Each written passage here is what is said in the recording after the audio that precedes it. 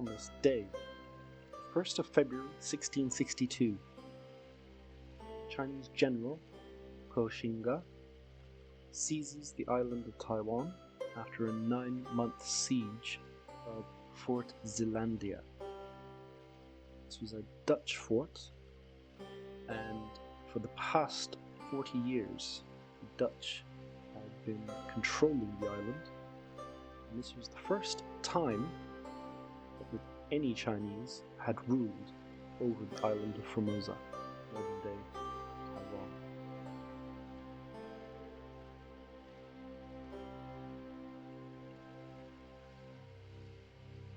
This period in history, the 17th century, was an interesting time. It was a time of expansion, not just of European powers, not just the Netherlands, or France or England or Spain, but also other powers that we don't really know about, haven't been taught about. Places like Brunei, which was an expansionist power at this time, a very large and powerful empire in the South China Sea and the East Indies. In fact, the Spanish struggled with the Bruneians, and they battled them for control of the Philippines. At the same time, the Vietnamese were on the march south, taking territory from the Cambodians. The Japanese were settling Hokkaido. Ottomans conquering Hungary, Egypt, Yemen, and went as far as Algiers in the west, and Basra in the east.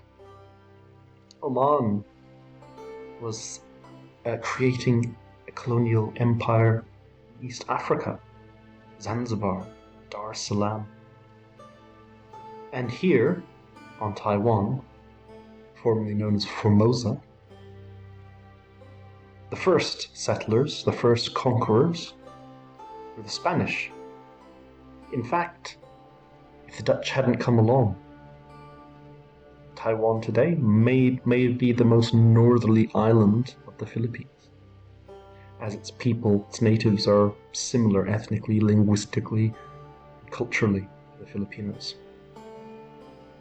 But the Dutch had this habit of going around the world and trying to take from the Spanish what they believed they deserved. Partly because of the 80-Year War, partly because the Dutch were very entrepreneurial people. And so, for 40 years, the Dutch ruled Formosa. At the same time that all of these different powers were expanding, battling each other all around the world, the Ming dynasty was in crisis. It was collapsing under the weight of rebellion, corruption, and a Manchurian invasion in the north. The Manchus had taken Peking, overthrown, killed the Ming emperor. Various Ming forces had been fighting as the Qing, as they became known, the Manchus, marched south. They fled to Nanjing, or Nanking, and there established a court in exile. That was soon overcome. A man by the name of Zheng Jilong, who was a captain of the fleet, the Ming fleet, had been, during the Ming time, battling the Dutch over various islands and ports along the coast of China. The Dutch had obviously established themselves on Formosa, an island that China had never ruled or settled. And from there, they were able to fight the Chinese. During the collapse of the Ming Empire, Zheng Jilong was taken prisoner. His son, great man himself,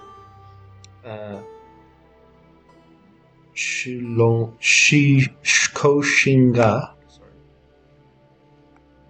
was away at the time, and he had part of the fleet under his rule. He attempted to take Nanjing, and he did take some ports along the coast, and he took islands along the coast as well, because he was readying himself to invade the mainland and oust the Qing, restore the Ming dynasty. However, the Qing were too powerful. They had taken most of China, and he failed at Nanking. When he marched on Nanking, he had been too cautious and ended up having to leave that area. What he decided was that Formosa would be a good place to establish a Ming dynasty in exile. And some Chinese had defected from the Dutch, brought with them maps of the island and the forts, especially Fort Zeelandia. The history between the Dutch and the Ming fleet meant that Koxinga was quite eager to take this from the Dutch. He said at one point, "Formosa has always been ours, although it hadn't been, and that why should these Dutch people from far away rule it when we're so near?" An odd sort of thing to say when you've never ruled something, but Koxinga was an interesting fellow, half Japanese. He had grown up in a samurai household. Many people talked about how his brutality, you could look back and see that he was brutalized in his youth when he was in Japan, made brutal. I don't know whether that's true or not, but having looked at how the Japanese dealt with enemies, whether they were mercenaries in the Philippines, massacring Chinese civilians, or whether they were in the Second World War, massacring prisoners and other civilians, maybe there's something to it. So, let's have a look at the siege itself. So, in 1661, Koxinga's fleet set sail from Kinmen, which is modern-day Quemoy, on the coast of Fujian, I think it is. He had hundreds of junks, with about 25,000 soldiers and sailors. They arrived at Penghu Island. These are islands in the Strait of Taiwan at the moment. And he took that. Then it was time to use those islands as a jumping off base to take Taiwan itself.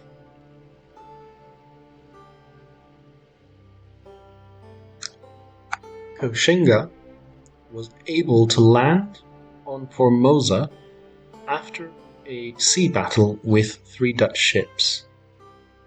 However, one of the Dutch ships, the main one, managed to blow itself up when they kept all their gunpowder supply next to the cannon.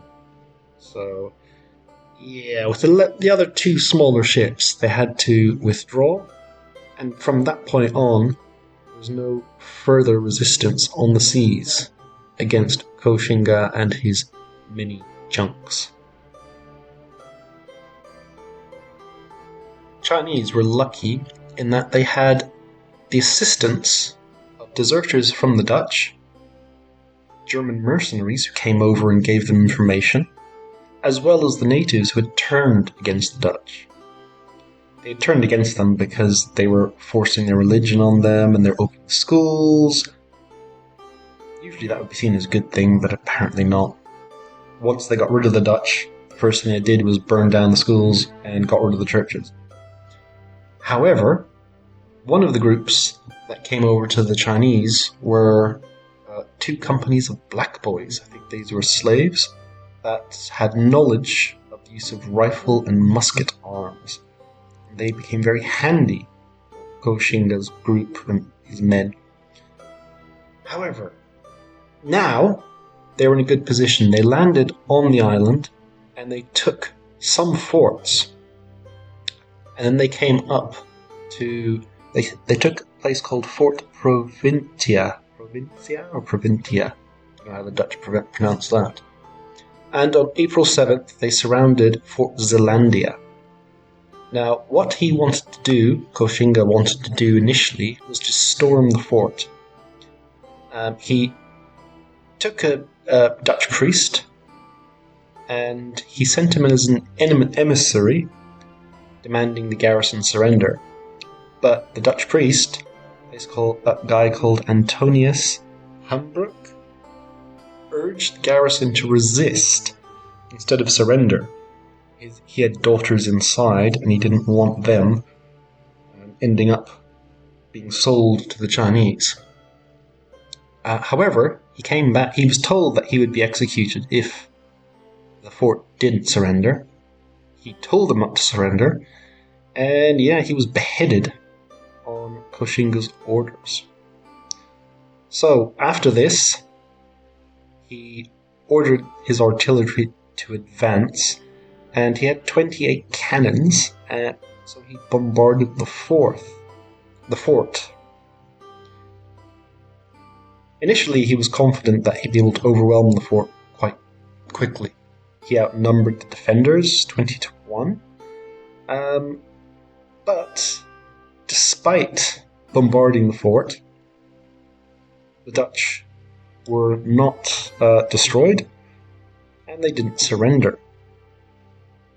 After the initial assault, because he sent in people as well to try and take the fort, he decided that the best thing to do was to besiege them and starve them out.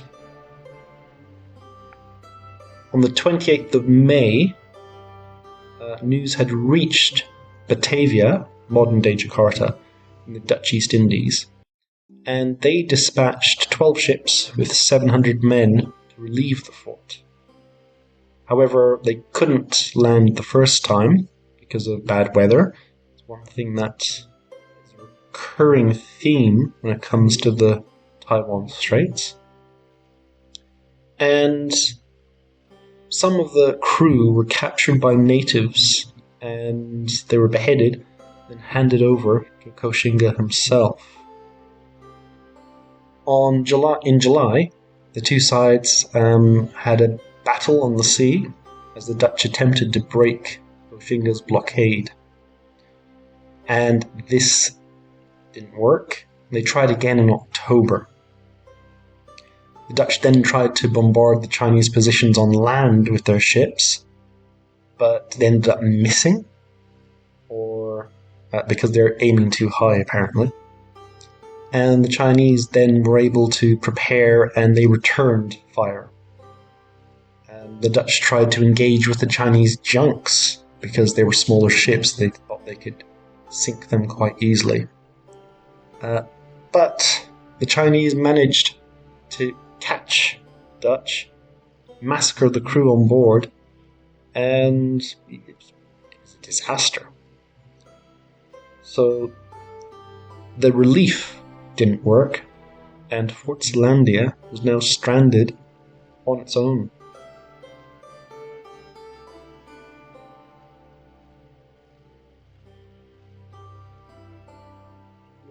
The siege continued for months. All in all, it was a 9-month siege. Bit by bit, the people besieged in the fort became hungrier, sicker, and their morale began to wane. And in December, deserting German mercenaries brought word to the Chinese about low morale. also another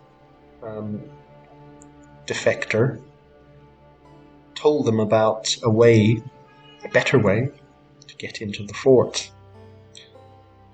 So on the 12th of January, Koxinga's fleet started another bombardment, and his ground forces were preparing to assault the fort. The leader of the fort inside, the leader of the Dutch, finally ordered the surrender, and by February the 1st, the surrender had been finalized, and on the 9th, the remaining Dutch left Taiwan. They were allowed to take with them their personal things, as well as enough food to get to the nearest Dutch settlement. So that was the end of Fort Zeelandia. However, it wasn't the end of the Dutch in Taiwan right now. They did remain for a while in various other forts, which were eventually overwhelmed by the Chinese. However, even after this, the Dutch were allowed trade rights in Taiwan, which bit by bit were taken away. During this time as well, during the siege, many Dutch had been seized by the Chinese. The women had been auctioned off to the Chinese soldiers, and one guy said that the lucky ones, the lucky Dutch girls, were sold off or given to single men. Apparently the ones that became concubines of married men ended up having terrible times because the Chinese wife would treat them like dirt. I could imagine they probably wouldn't be happy that their husband came home with another woman. So it was a bit of a disaster for the Dutch. This thus ended Dutch Formosa. After this, Koxinga basically became the king of Taiwan. Although he didn't call himself the king, he was still a loyal Ming man. But he continued fighting with the Qing. He would raid the coasts of China, basically like a pirate king, I suppose you could call it. He continued to fight the Dutch and if he could, he would destroy fleets that were passing, merchant fleets. And he ended up dying of malaria about a few years later. So his little kingdom would end up lasting about 20 odd years. His son took over from him, and his son was a bit more sensible. He settled down in Taiwan, attempted to get Chinese settlers over to the island of Formosa and get them farming land. But the Qing didn't like the fact that there was this Ming holdout off the coast, and eventually they would take the island by force, just as Koxinga did earlier, and it became a part of Fujian province, and it would remain so until the Japanese took it in 1895. So, that's the story of Dutch Formosa and the end of Dutch rule over that island. If you like these videos, come back for more tomorrow. Like, subscribe and leave a comment.